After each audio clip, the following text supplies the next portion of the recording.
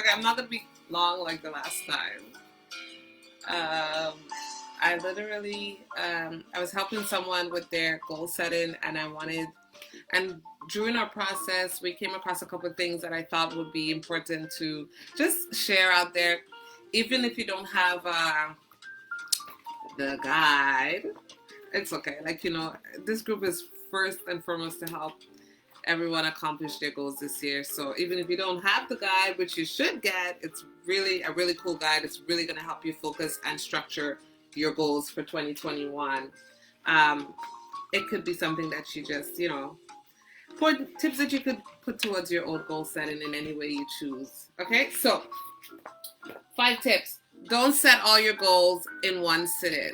Okay, so it's really overwhelming actually to go through anything where you have to write down a lot of concepts or thoughts or anything like that. And once you start to see how many things that you have to do or stuff like that, you'll probably think like, oh my God, this is so much. Oh my God, I have to do all the 4 goals and I have to write down my resources. I have to write down what I want to do, where I want to go. You can get overwhelmed. So in effort to avoid getting overwhelmed and then, that's sort of a negative reaction that takes you away from your goal, say, okay, I'm going to do 1 goal for today, and then I will schedule another day where I will do another goal. So first, when you get your guide, you want to go through it step by step. Don't rush ahead, just go through the process. Take your time, page by page, day by day, okay? So you want to make sure you go through this part. Successful goals are smart. A lot of business people, a lot of successful people, they strategize. Strategy. This is your strategy. This is you strategizing. This is an investment in your life, in your goals for you. If you don't invest in yourself, who will? If you don't believe and strategize for your own self, who will? Who will take the time to sit down and tell you and write down for you, okay, Latoya, this is how you're going to, accomplish your dream of having a successful publishing company. Nobody's going to do it. I got to do it myself. So when you reach this section, the self-reflection and self-realization section, you read the questions. These are prompts. Again, when I was researching this journal and what is out there, I saw a lot of people wanted prompts. They wanted help. Some people probably would have just written, take time to self-reflect and self-realize. But for another person, they might not know what that means. And then for another person, they do know what it means. But then it's like, okay, but what do I do to self-reflect or self-realize? So I put in prompts. I put in questions that you could sit down and ask yourself.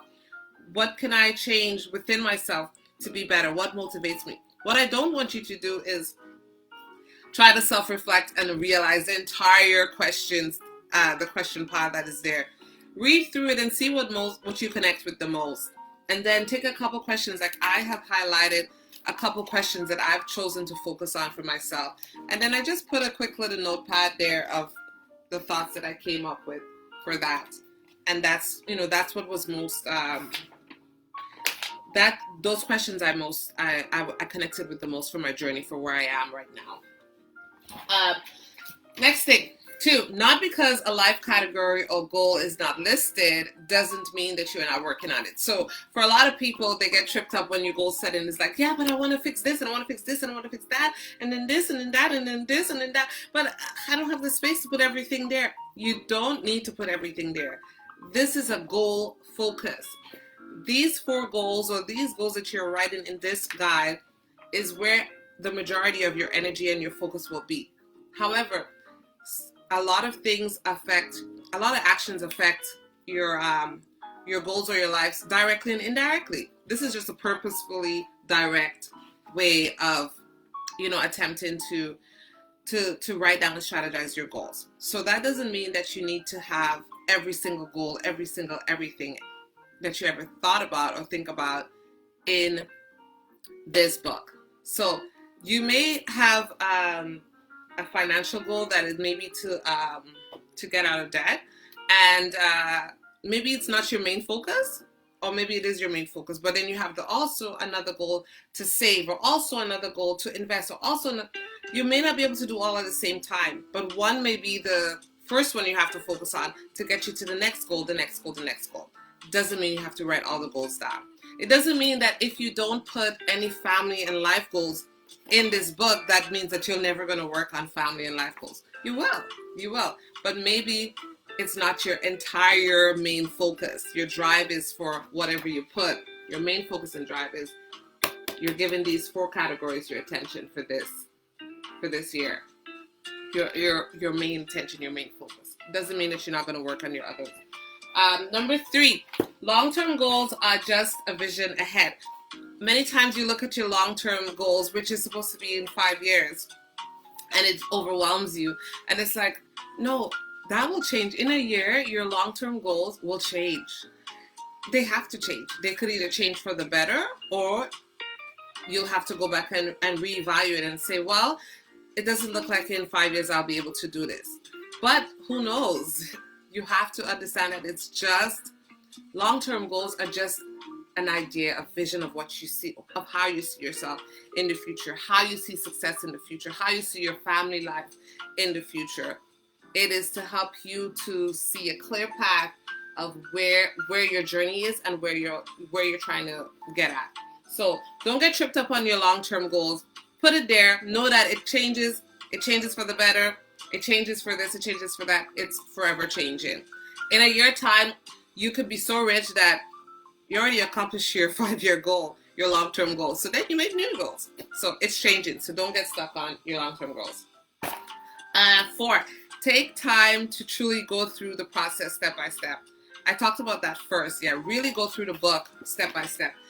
Hi, Kindred Spirit. Yes, I'm so pumped. Like, I literally feel on fire. I really do. So go through step by step. Don't go to July. Every month and every week and every section is specific for that month. Don't go a month ahead. Okay? Take it month by month, week by week. Okay, number 4 was just about doing the self-realization and self-reflection activities. It's so important. You have to know who you are. You have to know who you are. It's the basis of how you will become successful at anything. Because it's knowing who you are and being able to anticipate, well, you know, your habits, your good habits, your bad habits, we all have them. This is what is going to help you to be successful, okay? Because you're going to plan and adjust. And you're going to know what you need to do within yourself to change for the better.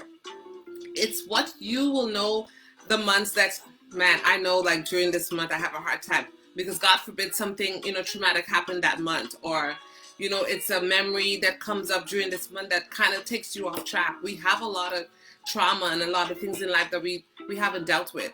And so they're triggers for us. So knowing yourself, knowing that during example, sometimes on my birthday, I don't know why, I would get a little sad a day or two before because, no, I know why now.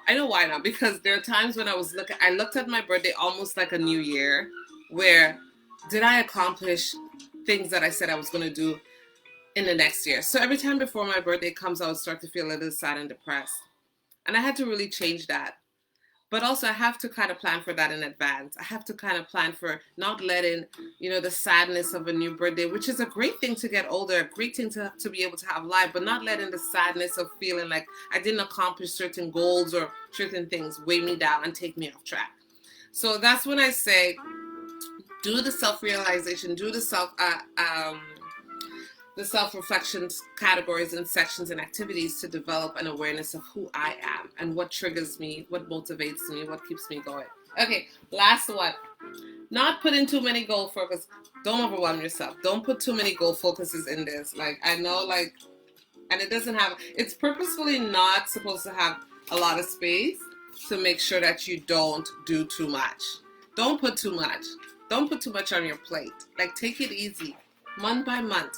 And that's why every month you have a section just to reevaluate, refocus.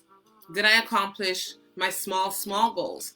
Your small goals help you to achieve your short-term goals help you to achieve your short-term goals, which are like a year.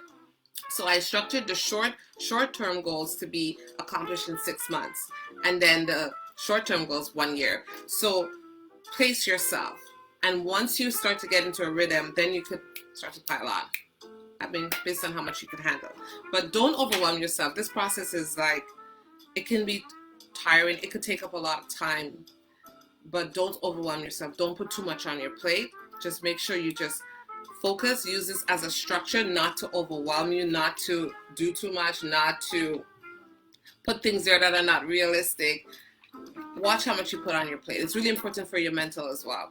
Just be strategic in what you're doing and have a good time crushing goals. I have so much things coming up and I can't wait to share it with you.